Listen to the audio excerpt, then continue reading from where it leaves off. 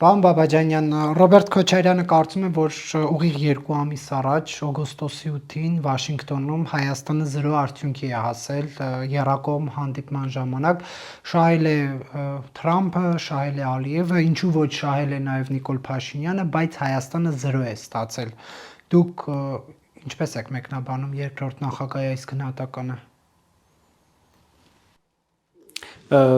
Ճիշտ ասած, ձեռնպահ կմնայի անմիջապես հարցին անդրադառնալ երկրորդ նախագահի այդ պատասխանին չի ուզի ուղղակի ի պատասխան այդ իր ձևակերպման եւ իր գնահատականի պատասխանը հնչեցնել։ Ես արմատապես տարբեր կարծիք ունեմ եւ ունեմ նաեւ փաստական ապացույցներ, որ օգոստոսի 8-ի համաձայնագիրը Հայաստանի համար այլընտրանք չունեցող ընդհանրապես եւ եռակողմ խաղաղության գործարքը եւ երկկողմ ձևաչափով Հայաստան Միացյալ Նահանգներ ուրեմն MOU-ների կամ հռչակագրերի համատեղ պայմանավորվածությունները ունեն շրջադարձային նշանակություն։ Եվ իմ խորին համոզմամբ դրանք մեծապես ապահովված են տնտեսական բաղադրիչով, իսկ ես շատ լավ իմանալով ընդհանրապես ամերիկյան քաղաքականության նրբությունները կարող եմ ձեզ հավաստիացնել, որ ձեռքբերված պայմանավորվածությունների հատկապես տնտեսական բաղադրիչը ամբողջությամբ երաշխիք է տալիս Հայաստանին, ուրեմն տևական խաղաղության, տևական կայունության հույս ունենալ եւ տնտեսական զարգացման, տնտեսական բարեկեցության ուրեմն խոշոր եւ լայնամասշտաբ ծրագրերի սպասումներ ունենալ եւ ակնկալիքներ ունենալ։ Ես ասեմ, որ այդ իմաստով նաեւ ամերիկացիների նախանձախնդրությունն է ապշեցնող եւ նրանց արագությունը ընդհանրապես այս ուղղությամբ աշխատանքները իրականացնելու, գիտեք, հավանաբար Հայաստանում են այս օրերին մաքսային եւ սահմանային ծառայության աշխատակիցները, իրենք հիմա գնահատում են մեր համապատասխան ծառայությունների որակը, կարիքները եւ ըստ ամենայնի իրենց ունեցած փորձը, որ այս պահին մոտ աշխարհի 100 երկրներում ամերիկացիները այդպիսի փորձ են նաեւ փոխանակել, ահռելի տեխնոլոգիական կահավորանք են տարբեր երկրներում Մեքսիկոից մինչև Քենիա եւ Արաբական Միացյալ Էմիրություններ եւ Սաուդյան Արաբիա, դրանք ամերիկյան փորձի վրա սահմանային եւ մաքսային ծառայություններ ունեցող երկրներ են եւ ես հույս ունեմ իհարկե, որ մենք եւս այս պատեհությունից, այս հնարավորությունից ամբողջությամբ օգտվելու ենք։ Ռոբերտ Քոչարյանի գնահատականներն էլ ինձ համար շատ պարզ են։ Ընդհանրապես պիտի ասեմ, որ գործընթացները, որի մեջ մենք հիմա գտնվում ենք, ընդհանուր առմամբ շարժում է հանուն պատերազմի եւ ավելին ասեմ, սա ընդհանրապես Հայաստանի դեմ պատերազմ է, շատ որոշակի դերակատարների կողմից ուղղորդված, դրսից պլանավորված եւ պատահական չի, որ այդպես էլ չհերկվեց, որ Քոչարյանը Ռուսաստանում հանդիպել է Կիրիենկոյին։ Ինքը հերքեց, ասաց Մոսկվայում եղել եմ, բայց պաշտոնական հանդիպումներ չեմ ունեցել։ Եվ դա պաշտոնական հանդիպում չի։ Ինքը պաշտոնյա չի, որ պաշտոնական հանդիպում ունենա։ Բայց ամեն դեպքում ինքը ասում է ես չեմ հանդիպել, մասնավոր այց է եղել։ Եվ ուրեմն կարելի է միայն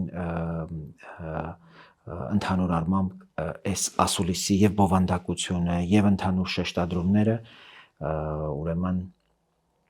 հասկանալ որտեղից են ուղղորդվել եւ ինչ նպատակով հասկանալի է որ Ռուսաստանից հասկանալի է որ թիրախում օգոստոսի 8-ն է եւ ընդհանրապես Միացյալ Նահանգների հետ ձեռք բերված պայմանավորվածությունները թե երկկողմ եւ թե եռակողմ, որոնք մեծ հաշվով շոշափում են Ռուսաստանի կենսական շահերը մեր տարածաշրջանում, էապես նվազեցնում են Ռուսաստանի ազդեցությունը մեր տարածաշրջանում, Միացյալ Նահանգներին կարևոր դերակատար են դարձնում եւ այս ուժերը, որոնք ավանդաբար Հայաստանի վասալայնացման, այսպես հիմնական քաղաքականություն են առաջ տարել, իրենց նպատակն է շրջել այս ընթացքը եւ Հայաստանը կրկին վերադարձնել հակամարտությունների, առնահոսության, ուրեմն մղձավանջերի իրենց համար շատ ցանկալի ժամանակաշրջան։ Բայց եթե օրինակ հանդիպում չի ունեցել Կիրիենկոյի հետ, ինչպես է Ռուսաստանը իրան ուղղորդում, որ օգոստոսի 8-ի մասին բացասական խոսի եւ խնդրեմ համարի։ Դե կարծում եք, որ օգոստոսի 8-ի մասին բացասական խոսելու համար իրեն անհրաժեշտ էր Կիրիենկոյի հետ անպայման հանդիպել, ակնհայտ է, չէ՞, որ իր քաղաքական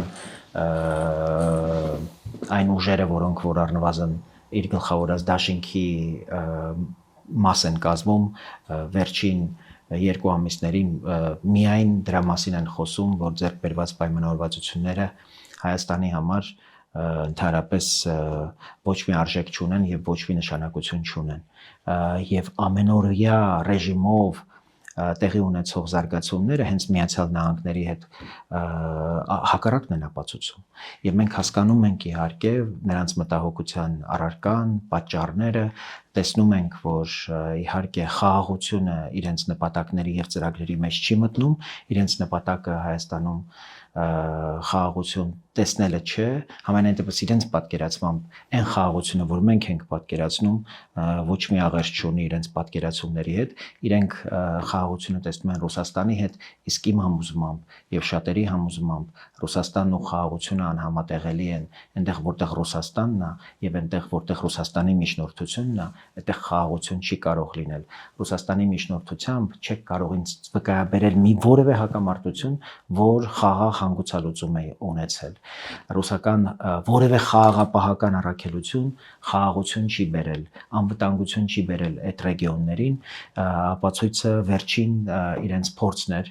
Արցախահայության անվտանգությունը ապահովել 2023 թվականին տեսանք, թե նոյեմբերի 9-ի փաստաթղթի ճակատագիրը տեսանք, թե նոյեմբերի 9-ով Արցախահայության անվտանգության երաշխավորությունը ստանձնած ուրեմն խաղաղապահների աշխատանքը տեսանք։ Դրանից հետո ընդհանրապես անունը տալ Ռուսաստանի հետ փորձել այս տարածաշրջանում։ Բայց նոյեմբերի 9-ի երազանք է օգոստոսի 8-ի ֆոնին, ասում է Քոչարյանը։ Դե ճիշտն ասած, այդ երազանքը իրանք ժամանակին այդ երազանքի համար Արարատ Միրզոյանին էին սպանում։ Այդ երազանքի համար ազգային ժողով էին խոժում եւ կառավարության շենք ու ասում էին, որ սա Հայաստանի կործանումն ու կապիտուլյացիան է։ Եկեք կողմնորոշվենք։ Այդ փաստաթղթի դրույթները մի բանի համար էին ռուս-թուրքական, նրանց հետ նաև աֆիլիացված ադրբեջանական համատեղ պլան էր հայկական պետականության կազմաքանդման վերաբերյալ։ Եթե դա իրենց երազանքն է, իհարկե ես հասկանում եմ իրենց։ Դեռ ասում եմ Ղարաբաղի մասին հիշատակում կար այդ Այո, այդ հիշատակումը մենք տեսանք այդ ինչ մնաց այդ հիշատակումից։ Ղարաբաղի մասին փաստորեն 98 թվականին Ղարաբաղի համար հայանպաստ լուծման օրակարգով իշխանություն վերցրած հեղաշրջում արած Ռոբերտ Քոչարյանը հիմա խոսում է նոյեմբերի 9-ի Ղարաբաղի վերաբերյալ մի հատ հիշատակման մասին, այն հայտարարություններից հետո, որ Պուտինը արեց նաև ճանաչելով ըստ էության եւ Ղարաբաղի հարակից 7 շրջանները եւ Ղարաբաղը ադրբեջանական։ Շատ մեծ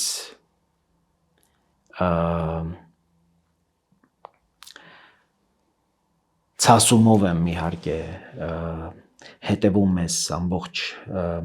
քննարկումներին եւ գնահատականներին Ռոբերտ Քոչարյանի ասուլիսի հետ կապված, բայց ամեն օր այդ ասուլիսից հետո ավելի ու ավելի հպարտանում եմ մեր ժողովրդով, որովհետև ըստ էության պիտի ասեմ, որ սա հերոսություն է այս տեսակ առաջնորդներ ունենալուց հետո պետություն պահպանելը, ընդհանրապես որ մեր պետությունը ողջ է, մեր պետությունը գոյություն ունի Քոչարյանի, Սերժ Սարգսյանի իշխանավարումից հետո, սա միայն պետք է հրաշքի հավասարազոր համարել։ Քոչարյանն ինչ մտավախություն ունի, օրինակ, եթե նրա խորհրդարանական թիմը մտավախություն է հայտնում, որ ադրբեջանցիները երբ ուզեն կգան կանցնեն այդ ճանապարհով, Քոչարյանի մտավախությունն այն է, որ այնտեղ Ամերիկան է ազդեցություն ունենալու, երբ որ լրագրողը ասում է, որ իշխանությունները պնդում են, որ դա լինելու է Հայաստանի ինքնիշխանության իրավազորության ներքո, ասում է, դուք շարունակում եք հավատալ այդ ամենը, ասում է, դուք շարունակում եք հավատալ այն ամեն ինչին, ինչ միայն խոսում է Նիկոլ Փաշինյան, ուրեմն 1000-ից ավելի գրանցված ստեր բիոսարք է, ուղղակի ստում է, չի լինելու, հա։ Ինչու է Քոչարյանին անհանգստացնում ամերիկյան վերահսկողությունը, եթե իհարկե դա լինելու է։ Ընդհանրապես նախ վերահսկողության հարց չկա, լինելու է համատեղ կառավարում եւ լինելու է համատեղ կառուցում այն ամբողջ ենթակառուցվածքների, երկաթուղու, այդ ամբողջ ճանապարհների,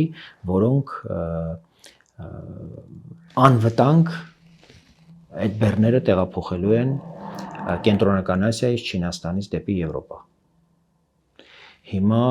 ճիշտ ասած ես հավատաքննիչ չեմ, չգիտեմ ինչի է Ռոբերտ Քոչարյանը այդպես հավատացած, որ այդտեղ ամերիկացիներն են վերահսկելու, ընդհանրապես վերահսկողության վերաբերյալ որևէ պայմանավորվածություն չկա։ Իսկ ես ավելի շատ հենվում եմ այն փաստաթղթերի վրա, որոնք ստորագրվել են Հայաստանի եւ Միացյալ Նահանգների միջև եւ խաղաղության գործարքն եմ ինձ համար որպես հիմք վերցնում ու խաղաղության խաչմերուկի վերաբերյալ Միացյալ Նահանգների աջակցող ուրեմն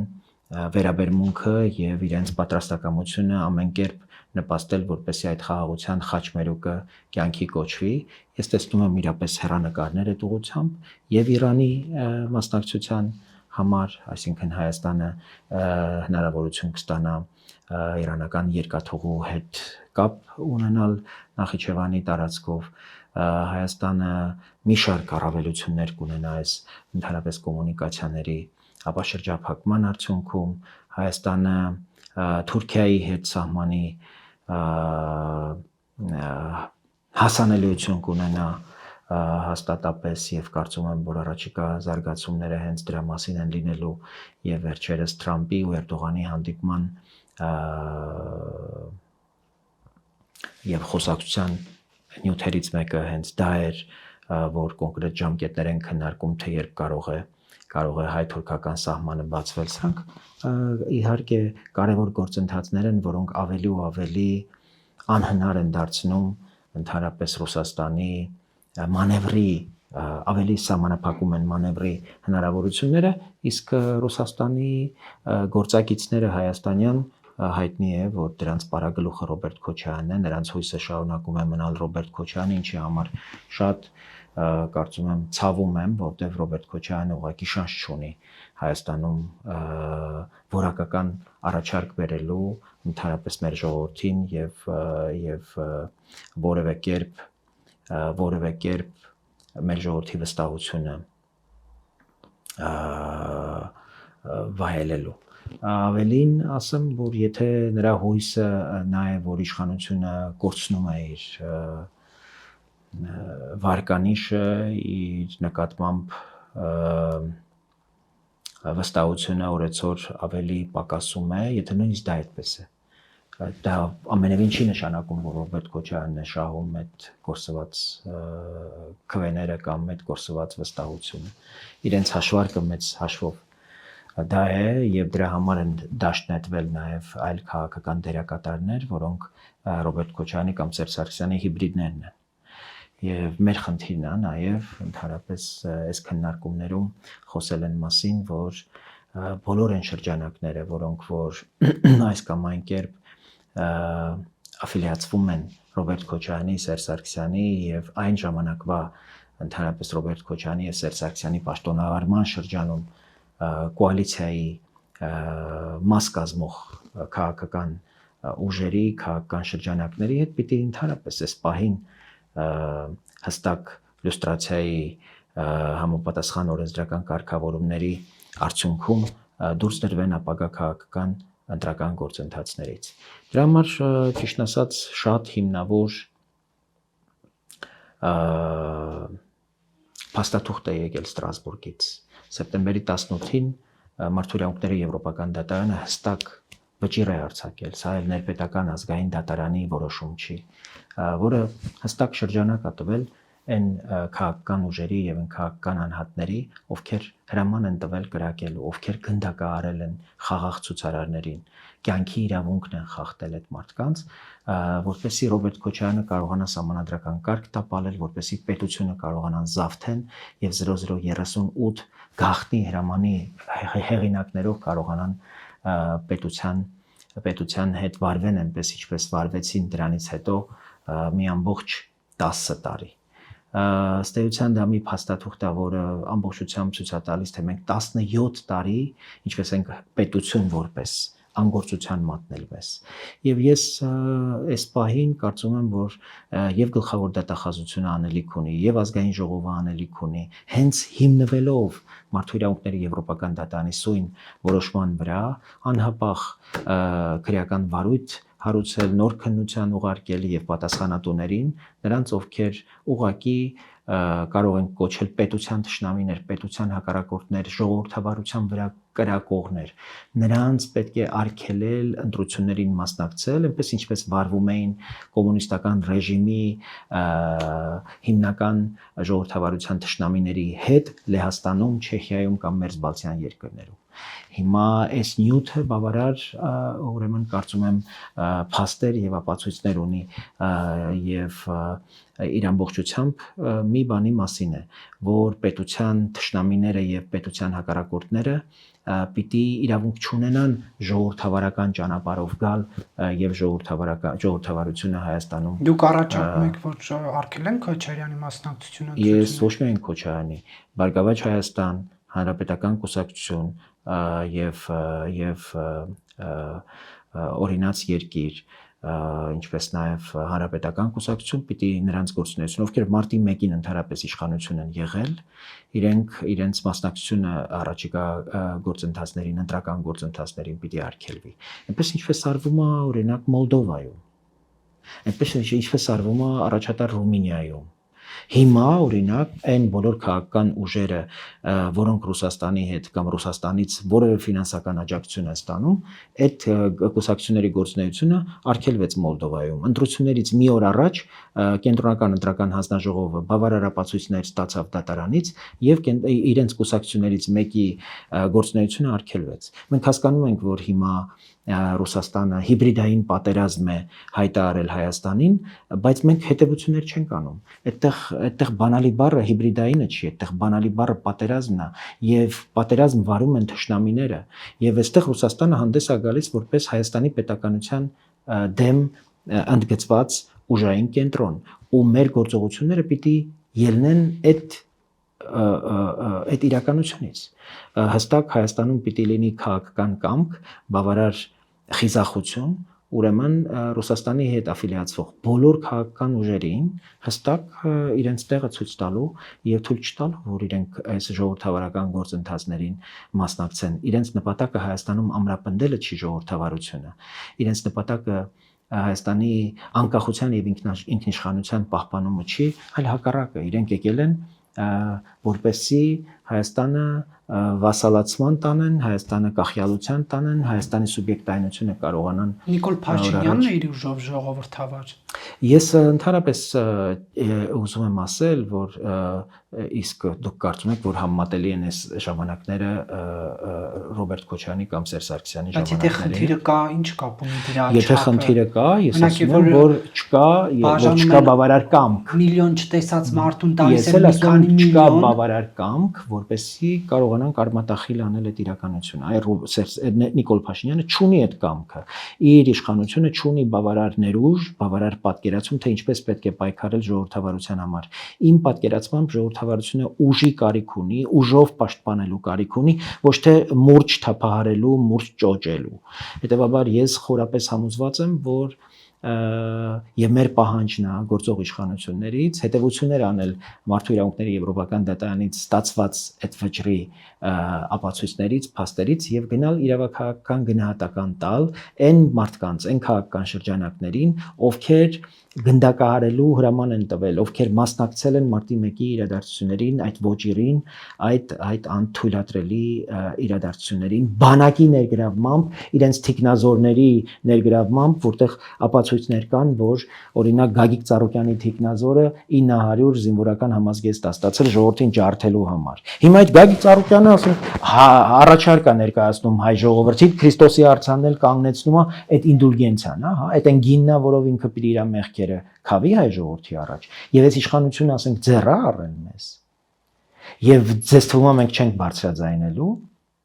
եւ ձեզ թվում է մենք չենք ամեն անգամ հիշեցնելու, թե ով ինչ դերակատարություն է ունեցել այս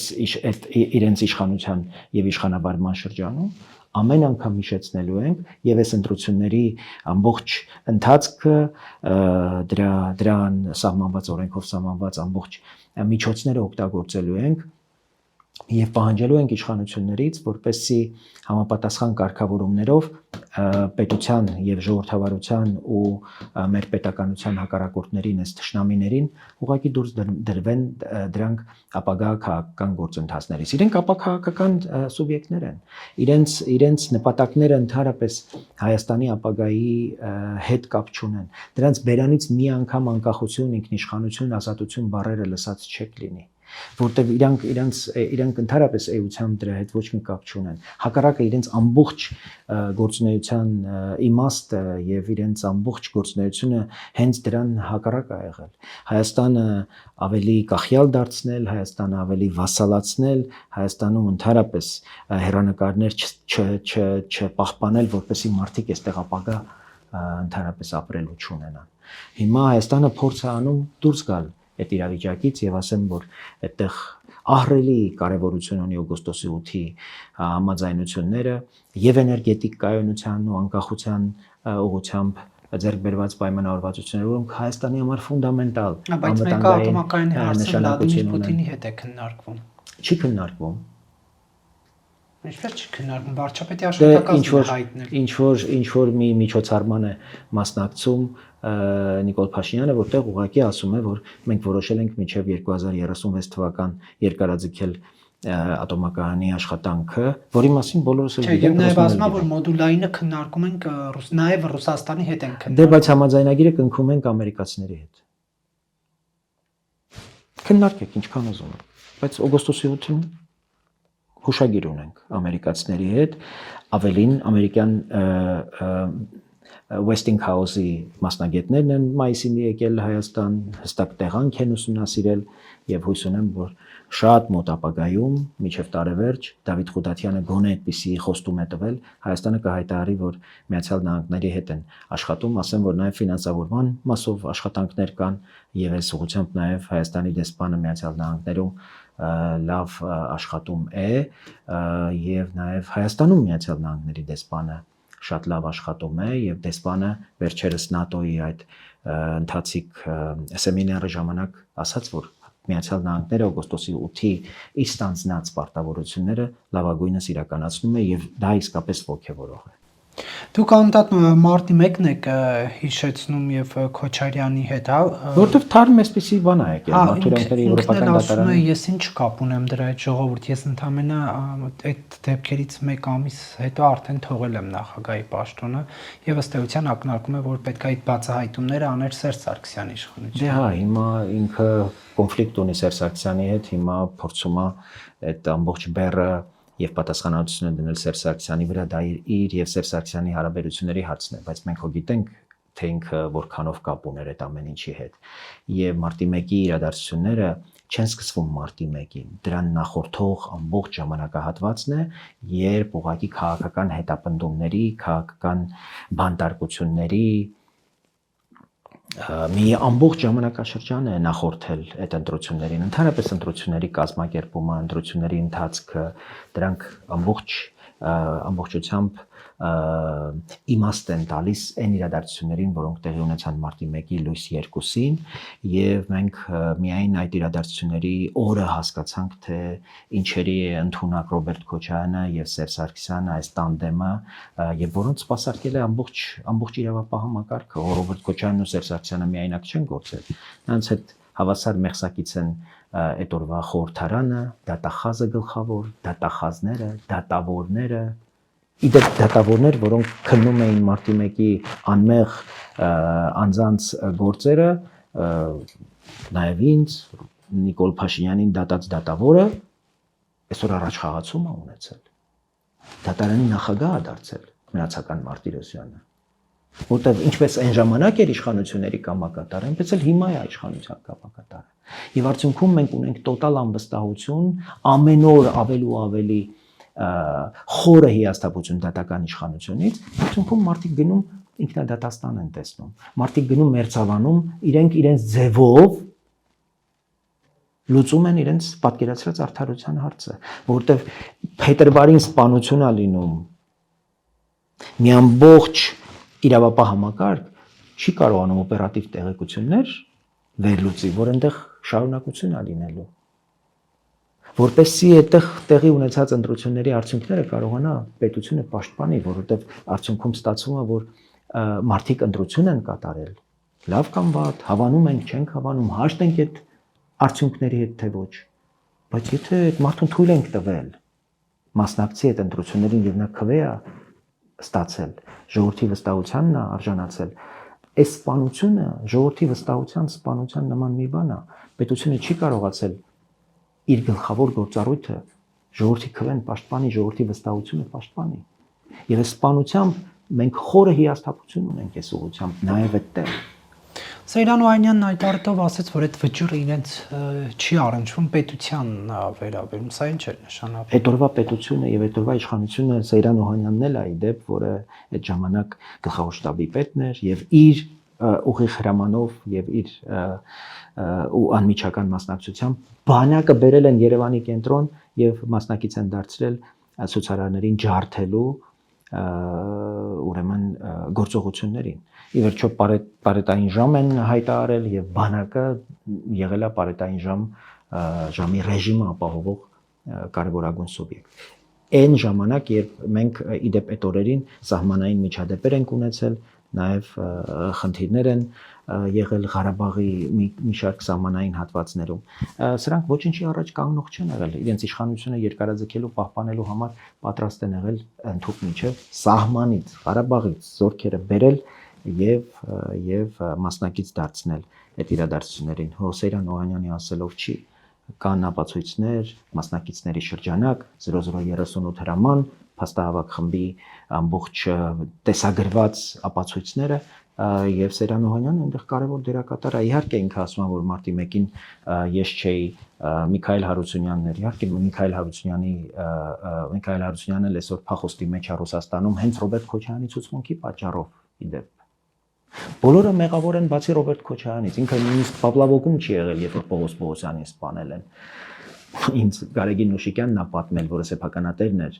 այդ Պավլովոկ սրճարանի, թե ինչպես է տեղի ունեցել։ Ինչպես է տեղի ունեցել։ Թե ոնց է Ռոբերտ Քոչարյանը ուղիղ հրահանգել Կուկուին լուծել Պողոս Պողոսյանի հարցերը։ Չէ, նա ասաց ես այդտեղ չեմ եղել։ Դե գիտեք ինչ որ ասեց Ռոբերտ Քոչարյանը եւ ինչ որ պատմում է իր ամբողջ պաշտոնավարման շրջանը եւ ինչ որ տեղի է ունեցել Հայաստանի հետ։ Խոսում է մի բանի մասին, որ մենք գործ ունենք գիշատիչ կենթանու հետ, որի նպատակը եղել է օրնի բուն Հայաստանը հարստահարել, կեղեքել եւ ոչինչ չթողել, ինչ որ գոնե իրեն ժառանգվել էր Հայաստանից։ Սկսած այն ամբողջ ակտիվներից, որ Հայաստանը որպես ռազմավարական ինքնիշխան պետություն կարող էր դեռևս իրենից ներկայացնել, ամեն ինչ հանձնվել է Ռուսաստանին, իսկ մարտի 1-ի նախօրեին վերջին ակտիվը երկաթուղին կոնցեսիոն կառավարման է տրվել Ռուսաստանին, պայմանով, որ Ռուսաստանը պիտի այդտեղ 600 միլիոն ներդրում աներ, բայց բնականաբար մի սենտ չի արել եւ ըստ այդ պայմանավորվածության Հայաստանի կառավարությունը մենք հարկատուներս այդ երկաթուղու վնասներն ենք վճարում ամեն տարի։ Այսպիսի խեղկատակ Նա պայմանավորվածությունների կառավարության հետ։ որոշմամբ սուբսիդիաներ է հատկացվում։ Դա վնասների Բայց մասին է, պրիվետ ռոբի հետ կապված, ասում եմ, դրա մեջ ինչ կա, որ ասեն պրիվետ ռոբ ու դրանից նեղանամ, ասում եմ, տանն են ասում, տիկինն է ասում, ընկերներն են ասում, պրիվետ Երեք նաև դատավարությունների դեպ այդ հայտնի բրիտանացի դիվանագետը, որը ներկա էր եղել, ամբողջությամբ վերարտադրում էր այդ օրվա եղելությունը եւ իհարկե Պարզապես մի քիչ չափազանց չէ պրիվետ ռոբի համար Ես չգիտեմ ինչի, չէ, ընդհանրապես ինչ որ բանի համար մարդուն չի կարելի սպանել, չէ՞։ Հələ չեմ ասում, չգիտեմ պրիվետ ռոբի համար է թե ոչ։ Ես պատճառները չգիտեմ, կարող է դրանից ավել է ասվել, բայց նույնիսկ եթե դրանից ավել է ասվել, այն ինչ նկարագրվում է վկայի կողմից եւ գիտեք դատական գործ կա, մանրամասներն են ի հայտ եկել, որոնք չեն հերքվել, որովհետեւ այլ ներկաներ են եղել, ի վերջո, գիտեք 2001 թվականի քրիստոնեության 1700-ամյակի միջոցառումների շրջանակում է եղել այդ սպանության ամբողջ դրան այդ իրադարձությունները եւ ազնավուրն է եղել Ռոբերտ Քոչարյանի հետ ըստ վկայի իդեպ վկան բրիտանական դեսպանատան աշխատակից է եղել Նյուտոնը եւ ես մանրամասների մեջ չեմ մտնում ես փաստ ունենք Ռոբերտ Քոչարյանի գնալուց հետո Զուգարանում սպանված է հայտնվել Դրանից հետո Ռոբերտ Քոչարյանը Ամեկ+ հեռուստաընկերության ասել է եթե Պողոս Պողոսյանը ողջ լիներ ես նրան ասելու բան կունենայի այսինքն դեռ Ափսոսում է որ այդպես առանց իր ասելիքի սպանվել է Պողոս Պողոսյանը եւ ինքը իր ասելիքը չի ասել միջև վերջի խոսքը չի ասել ում մասին եք խոսում ասում եմ սրանք գիշատիչ կենթանիներ են նրանց նպատակը հոշոտելն է եղել հայկական պետականությունը ինչը արել են եւ չկա բավարար կամք այսօր այս սրանց գործողություններին քաղաքական եւ իրավական գնահատական տալ մարդը որը պիտի հիմա բանտում փտեր եւ ցուցմունք տար սեփական հյուրանոցից ասուլիս է տալիս այս սա է մեծագույն ողբերգությունը մեր սա մեր հավաքական ամոթն է ուրիշ ոչինչ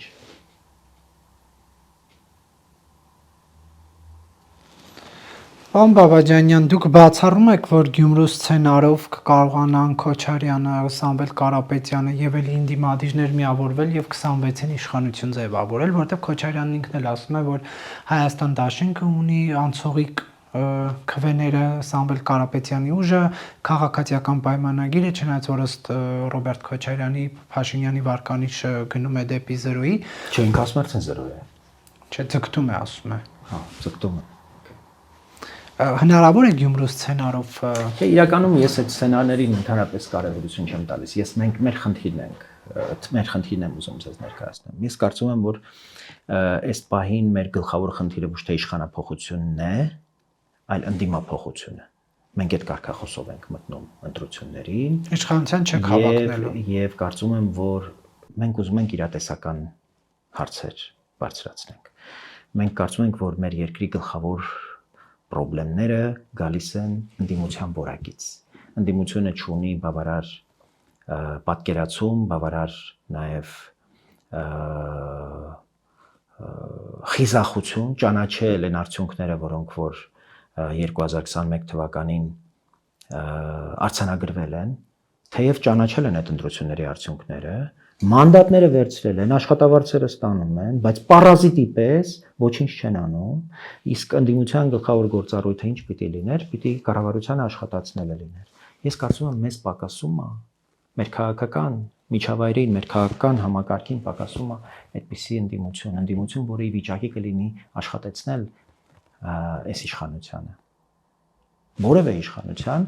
ես այսօր շատ քիչ եմ հավանական համարում, որ այս իշխանությանը գոնե հատկապես օգոստոսի 8-ի համաձայնություններից հետո կարծում եմ, որ նույնիսկ ոչ մեծամասնությունը 50+ իրենք կարող է չկարողանան հավաքել, բայց կային մեծամասնության վերաբերյալ դրույթը գոնե ընտրական օրենսգրքից դուրս չի դրվել եւ սահմանադրական քննարկումների ժամանակ եթե հիշում եք այդպիսի քննարկում եղավ, Դանիել Հովհաննիսյանն էր առաջարկում, որ այս ընտրությունները այդպիսի դրույթ որպես առհասարակ չնախատեսել։ Բայց կա այդ դրույթը եւ դա թույլ կտա, որ ուրեմն առավել ձայներ հավաքելու պարագային իշխանությունը կարողանա այո մեծամասնություն ապահովել։ Հետևաբար մեր խնդիրը այս պահին ընդդիմափոխությունն է։ Այս ընդդիմությունը ցույցատվել իր անկենսունակությունը։ Ես չգիտեմ Հայաստան դաշինք ասելով ում նկատի ունի Ռոբերտ Քոչարյանը, որտեղ այդ դաշինքից բան չի մնացել են դաշնակցությունը։ Մյուսները դուրս են եկել։ Չէ, իր տղանել է, այնտեղ որ դաշնակցական չի։ Տղան գնել է։ Իսկ դաշնակցությունը հայտարարել է, որ առանձին է մասնակցելու ընտրություններին եւ իրենք տեխնացու են ունենալու։ Եվ այդտեղ հարց է առաջանում, թե Հայաստան դաշինք ասելով ապագայում օրինակ որոշերի նկատի ունի Քոչարյանը, ովքեր են համարձակվելու այս ամբողջ 5 տարվա այս խայտարակությունից եւ ամոթից հետո գնալ կանգնել Ռոբերտ Քոչարյանի կողքին։ Բացի իր որդուց, ձեր վկայաբերած։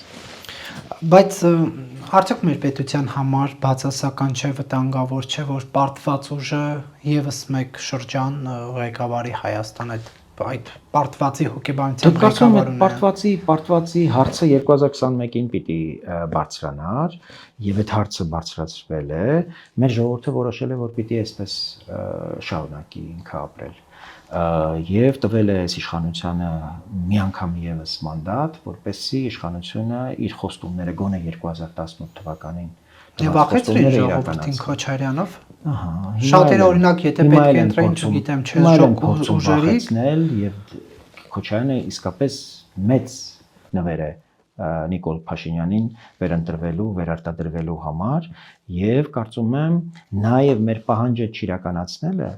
իրավական եւ քաղաքական գործընթաց չմեկնարկելը մարդու իրավունքների եվրոպական դատարանի այս որոշման հիման վրա նաեւ դրանով է պայմանավորված։ Ինչ պիտի աներ, պիտի հստակ ազգային ժողովը այս փաստաթղթի հիման վրա քաղաքական գնահատական տար այն բոլոր քաղաքական շրջանակների եւ քաղաքական ուժերի անհատների վերաբերյալ, ասելով, որ սրանք պետության հանցագործներ են եւ ժողովրդավարության թշնամիներ են։ Այդպես են վարվել Լեհաստանը, այդպես են վարվել Չեխիայում, Մերձ Բալթյան երկրներում, այդպես են հիմա վարվում Մոլդովայում։ Մայա Սանդուն 2022 թվականին եկել է իշխանության եւ իր կամքի, իր խիզախության եւ կոմպրոմիսի չգնալու հաշվին 2028 թվականին Մոլդովան կդառնա Եվրամիության անդամ։ Այդ Եվրամիության անդամ դառնալ խոսքով չի լինում, հստակ քայլերով է լինում։ Այդ կիսապրատ աչքաչափով բաներով տենց շուստրիությամբ Եվրամիության անդամ չեն դառնում, հետևողական կամք են դրսևորում եւ եվրոպական քաղաքական համայնքի ղեկավարների գագաթնաժողով պիտի լինի Երևանում։ Այդ օրը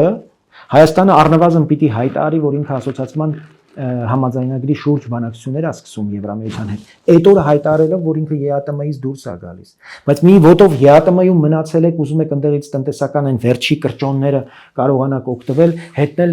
փորձում եք Եվրամիության հետ քանդրբազություն անել, այդպես չի լինում։ Եվրոպացիները շատ լուրջ են, ամերիկացիները շատ լուրջ են եւ իրենք ի վերջո մեր ժողովուրդը, մեր պետությունը հիվանդության վատ պատմություն ունի։ 2013 թվականը շատ վատ նախադեպ է, մենք գցել ենք եվրոպացիներին։ Եվ եվրոպացիները անդադ փակ հանդիպումների ժամանակ ասում են, դուք անկեղծ ուզում եք։ Դուք անկեղծ ուզում եք Եվրամիության անդամ դառնալ, ուր են ձեր քայլերը, ուր են ձեր բանակցությունները։ Երբ եք դուք ուզել, որ մենք քննարկենք եվրոպական ստանդարտներին համապատասխանելու ուղղությամբ օրինակ աջակցություն ուզեք մեզանից։ Երբ պիտի մենք վերջապես մեր գյուղատնտեսական արտադրանքի ստանդարտների մասին մտածենք, երբ պիտի հայտարարենք, որ Հայաստանը սելիտրա այլևս չպիտի ներկրի, որտեղ անհնար է սելիտրա ներկրող երկիրը երբևէ հույս ունենա Եվրամիության անդամ դառնալ։ Եվ մենք դրա այլընտրանքը չունենք այս պահին, որտեղ այդ պեստիցիդներով չես կարող դու գյուղատնտեսական արտադրանք արտահանել, օրինակ եվրոպական շուկա։ Ու արդյունքում կստացվի, որ Թուրքիան իր սահմանը կբացի եւ մենք հասանելիություն կունենանք, ցամաքային ճանապարհ կունենանք դեպի ծովային ելք կունենանք դեպի եվրոպական շուկա, բայց արտահանելու բան չենք ունենա։ որտեվ հիմա մենք տնային աշխատանք անելու անհրաժեշտության առաջ ենք։ Հիմա կառավարությունը պիտի տնտեսվարողների հետ սկսի աշխատել, սուբսիդավորել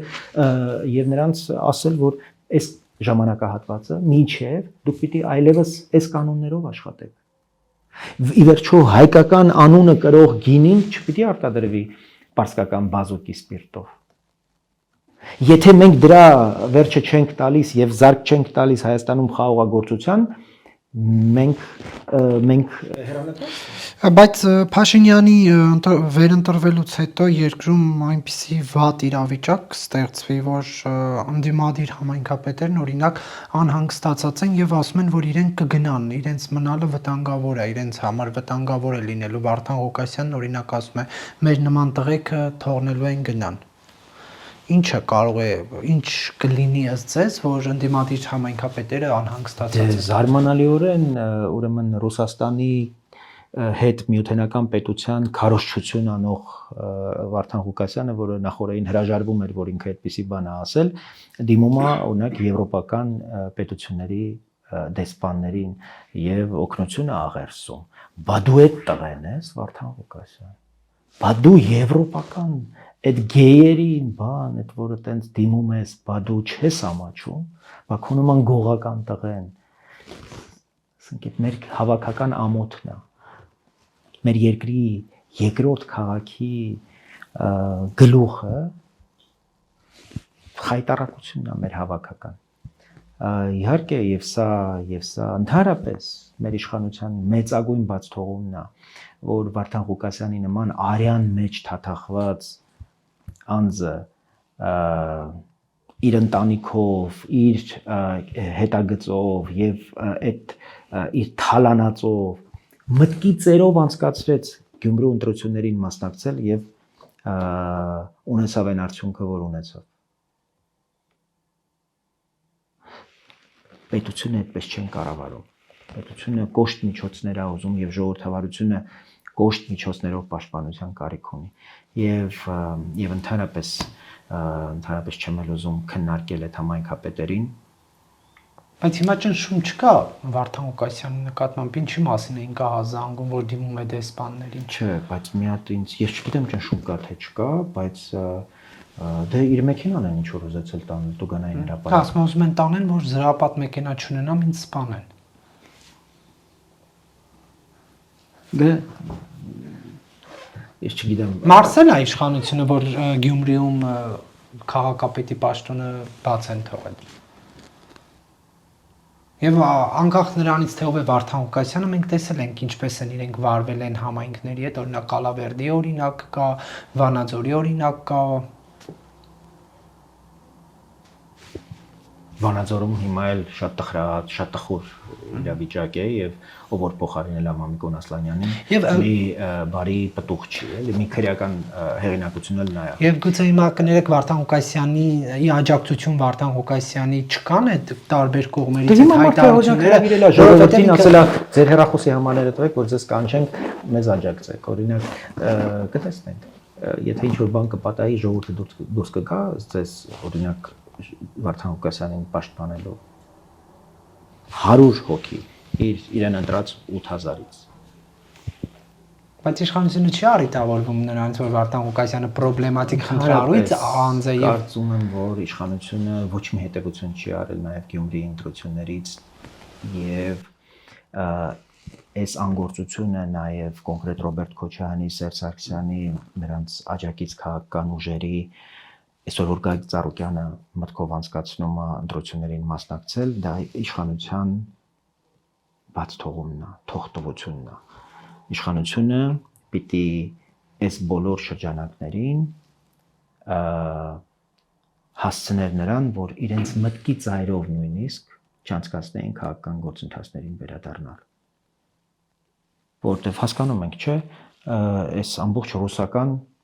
շարժումների եւ ռուսական նպատակների իրագործման տրամաբանության մեջ է։ Մի սեգմենտ Գագիկ Ծառուկյանը պետքա ծածկի, մի սեգմենտ պետքա Սամվել Կարապետյանը ծածկի, Թաթոյանն է մտել խաղի մեջ որպես Սերժ Սարգսյանի հիբրիդ, Ռոբերտ Քոչարյան, այս ամբողջ ճակատը մի բանի համար է, Հայաստանում թույլ չտալ ժողովրդավարության հաստատում։ Հայաստանը չպետք է ունենա ժողովրդավարական հերանեկար։ Հայաստանը Միացյալ Նահանգների հետ որևէ պայմանավորություն չպետք է հասցնի կյանքի կոչել։ Հայաստանը հարևանների հետ հարաբերություններ չպետք է կարողանա կառուցել։ Դա պիտի անեն ռուսները մեր փոխարեն։ Դա պիտի անեն ռուսները, պիտի պայմանավորվեն թուրքերի հետ, պիտի հաց ուտեն թուրքերի հետ, մենք էլ պիտի հաշիվը փակենք։ Դա է եղել կարգը եւ դրա համար գործակիցներն ու այս պետության թշնամիները հենց դրա համար են հիմա հայտ ներկայացնում քաղաքական գործընթացներին մասնակցելու իրենք ուրիշ նպատակ չունեն եւ մեծ հաշվով խաղաղության եւ պատերազմի մասին է այս ընտրությունը ինչպես եւ ասեմ ամբողջ մեր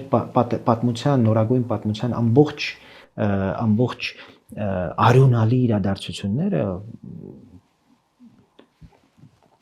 դրա մասին են պատերազմի եւ խաղաղության 98 թվականից սկսած մեր պետության նորագույն պատմության ամբողջ հիմնական իրադարձությունները պատտվում են պատերազմի եւ խաղաղության շուրջ հոկտեմբեր 27-ը ինչի մասին էր օրինակ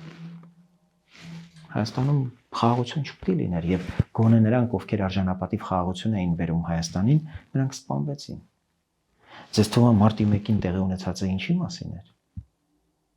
որպեսզի նա ով կարող էր Հայաստանում ընդհանրապես խաղաղ կարգավորման հերանեկար բերել որևէ շանս չունենար ինչի ձեզ թվում է այդ մարտի 1-ի քաղաքական դերակատարները թե пассив թե ակտիվ այդ թվում նաև եկեղեցին այդ թվում նաև Ղարաբաղցիները որոնք հրճվում էին մարտի 1-ի իրադարձություններից հետո Ստեփանակերտում որտեղ հաղթել էին Լևոն Տեր-Պետրոսյանին ու սպանել էին նրա աջակիցներին վստահ լինելով որ հարցը փակվեց այդպես չի լինում Դե բայց որքան էլ ասում են օգոստոսի 8-ը դրական եւ այլն հակառակ կողմից շարունակում է դա ներկայացվել ոչ բովանդակային Ալիևը ասում է որ սա Զանգեզուրի միջանցք է եւ վերջ Հիմա Նիկոլ Փաշինյանը ինչքան ուզում է ասի Ինչ պարզաբանում տրվեց որ իրենք այդ մասին Կոպենհագենում խոսել են իրար հետ եւ դրանից հետո Երևանն էլ ասում է որ մենք վստահ ենք որ Ալիևը նկատի չունի Հայաստանի տարածքը որ դա Հորադիս Զանգելան օրինակ հատվածին վերաբերող այդ Հորադիսը Զանգելան այդ ճանապարհը նույն նիշերն ունի ադրբեջաներենում որքան Զանգեզուրի միջանցքը 15 նիշից են, հա, երբ որ Նիկոլ Փաշինյանն ասում է կարճության համար Հորադիս Զանգելան հատվածին ասում են Զանգեզուրի միջանց, այդ երկու բառակապակցությունն էլ 15 նիշ է։ Հիմա ես թղթերին եմ հավատում։ Միացյալ Նահանգների հովանավորությամբ ստորագրվել են փաստաթղթեր որտեղ որևէ ձևակերպում չկա Զանգեզուրի միջանցքի վերաբերյալ։ Ամեն անգամ այդ ձևակերպումը հնչեցնելիս Ալիևը ուղղակի խոսակցության սնունդ է տալիս ձեզ հայտնի շրջանակների։ Ես որևէ փաստաթուղթ չեմ տեսել այդ մասին եւ այդ իմաստով իհարկե չեմ արդարացնում, կարծում եմ որ մեր դիվանագետները պետք է աշխատեն ամերիկացիների հետ հասկանալու թե ինչու է Ադրբեջանը դա անում։ Ես հասկանում եմ որ դա մեր ներքին խաղաղության վրա ազդելու փորձ է, ընդհանրապես Հայաստանի ներքաղաքական կյանքում իր ազդեցությունը պահպանելու համար է դա արվում։ Ընդհանրապես ավելին ասեմ, Ալիևի գլխավոր թիրախը Հայաստանի ժողովրդավարությունն է եւ Ալիևի Հայաստանի գլխավոր հաղթաթուղթը այս պայմանավորվածությունների մեջ մնում է իր ժողովրդավարությունը։ Եթե Հայաստանը չի լինում ժողովրդավար, Հայաստանը լինում է Ադրբեջան առանց նավթ։ Ակնհայտ է, որ աշխարհը նախընտրելու է Ադրբեջան նավթով, ոչ թե Ադրբեջան առանց նավթ։ Ընդհանրապես այս պայմանավորվածությունները եւ օգոստոսի 8-ը հնարավոր է եղել, որտեղ Հայաստանը ժողովրդավարական միակ կղզին է մնացել այստեղ։ Իդեպ միակ քրիստոնյա երկիրը ամբողջ միջանցքը սահմանակից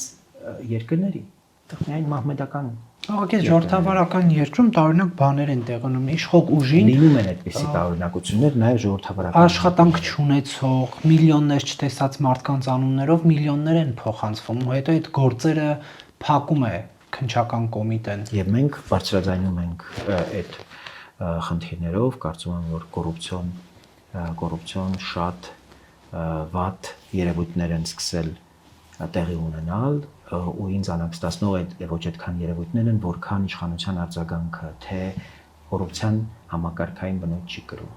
Իմ համոզմամբ կոռուպցիան առհասարակ պիտի հռչակվի որպես ազգային անվտանգության սպառնալիք, կոռուպցիան օրինակ իրավապահ համակարգում, բանակում պիտի խստագույն պատժի ենթարկվի եւ այդտեղ ես կարծում եմ, որ նաեւ քրեական օրենսգրքում մենք կարգավորումների կարիք ունենք, բայց ամեն անգամ հայտարարել, որ համակարգային կոռուպցիա չկա Հայաստանում, կարծում եմ հենց դրանով մենք նպաստում ենք, որպեսզի կոռուպցիան ավելի նպաստավոր միջավայրում իրան դրսևորի։ Անհանդուրժող պիտի լինի համակարգը ընդհանրապես կոռուպցիոն բոլոր դրսևորումների, համակարգային կամ ոչ։ Ակնհայտ է, չէ, որ կա այդ կոռուպցիան։ Ակնհայտ է, չէ, որ բարձրագույն իշխանության շատ ու շատ ներկայացուցիչներից աչքով հովանավորում են շատ որոշակի տնտեսվարողների։ Այդ թվում նաև վարչապետի մակարդակով Տենդերներ եւ այլն, ես անուններ չեմ ուզում տալ եւ այդպիսի բան չեմ ասել, ոչ էլ գիտեմ այդպիսի բան ու վստահ եմ, որ վարչապետով չկա այդպիսի գործերի եւ պայմանավորվածությունների մեջ, բայց այդ չի սփոփում եւ չի մխիթարում։ Շնորհակալություն, պարոն Բաբաջյան։ Ես շատ շնորհակալ։